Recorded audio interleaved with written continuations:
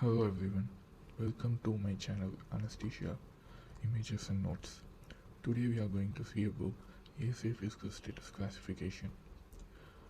ASA Physical Status Classification was published by the American Society of Anesthesiologists, which is abbreviated as ASA.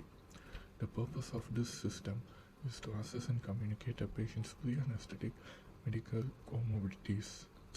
Started in practice in 1941, and ASA PS classification divides the patients into 6 categories based on their conditions. The importance of this classification is that it helps in predicting the perioperative risk, and assigning a physical status classification is a clinical decision based on multiple factors.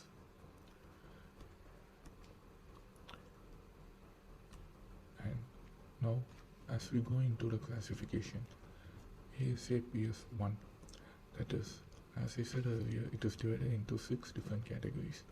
The first one is ASA PS 1. It is defined as a normal healthy patient, and some of the examples given by American Society of Anesthesiologists are: for adults, a healthy, non-smoking, with no or minimal alcohol use. In case of pediatric patients, examples are healthy or normal BMI percentile for age. And there are no obstetric examples for ASA PS 1. We will come to it later. And the next category is ASA PS 2.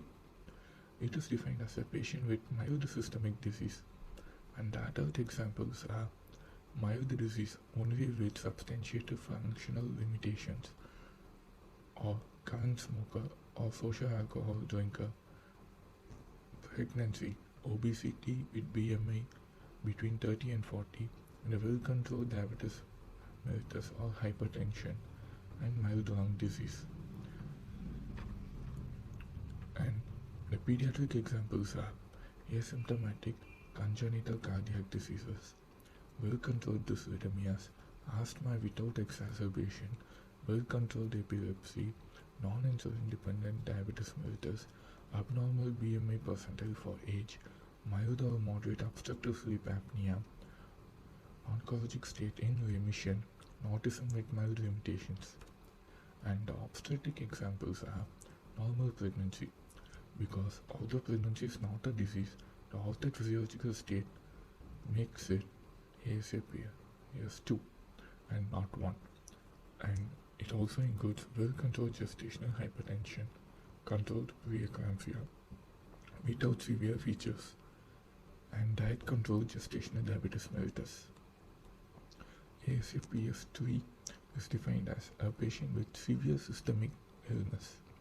The other examples are substantiated functional limitations, one or more moderate to severe diseases, poorly controlled diabetes or hypertension, COPD, morbid obesity of BMI more than 40, active hepatitis, alcohol abuse or dependence, presence of implantable pacemakers, moderate reduction of ejection fraction, end-stage renal disease undergoing regular scheduled dialysis, or history of myocardial infarction, cerebrovascular accident or transient ischemic attacks, or CAD or stent placements more than 3 months back.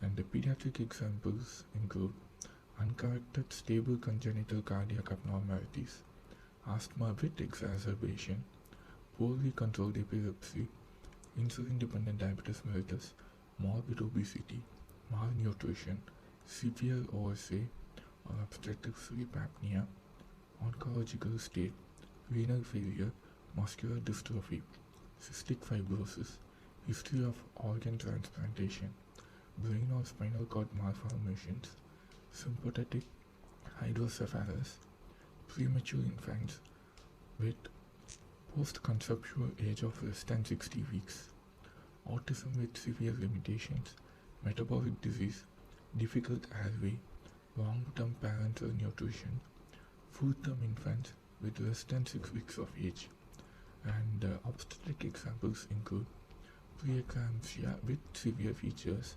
gestational diabetes with complications or high insulin dependence, thrombophilic diseases requiring anticoagulants. And ASA4 is defined as a patient with severe systemic disease that is a constant threat to life.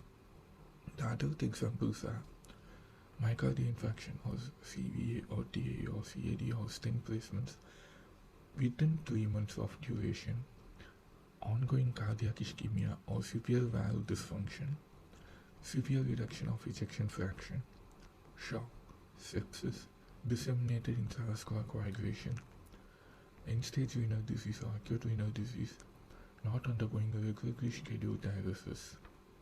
And the pediatric examples include sympathetic congenital cardiac abnormalities,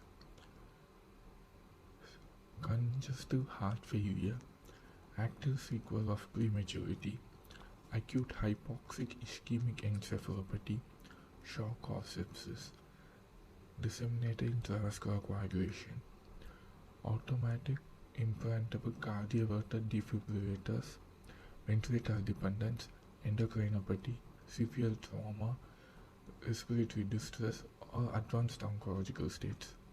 Obstetric examples include preeclampsia with severe features complicated by HELLP syndrome or other adverse events, peripartum cardiomyopathy with ejection fraction of less than 40, uncorrected or decompensated heart diseases.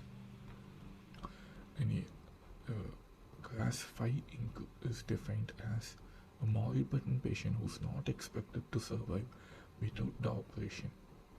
The adult examples include ruptured abdominal or thoracic aneurysms, massive trauma, intracranial bleed with mass effect, ischemic bowel in the face of significant cardiac pathology, or multiple organ or system dysfunction.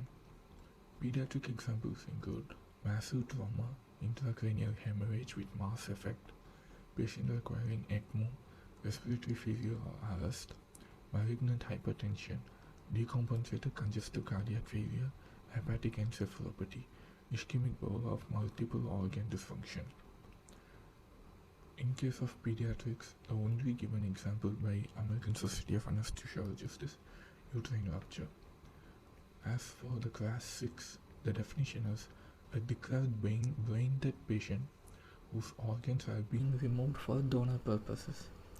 Therefore, it doesn't have any other examples because it is self-explanatory. Only brain dead patients posted for organ donation purposes come under ASA 6. And for emergency surgeries, the special denotation of E is added to your physical status classification. For example, if it is a normal healthy adult patient, they usually come under ASA 1. But in case of emergency surgeries, they are denoted as ASA PS 1E to denote that the surgery is an emergency as defined by that existing when they say the treatment of the patient would lead to significant increase in the threat to life or body part. Thank you.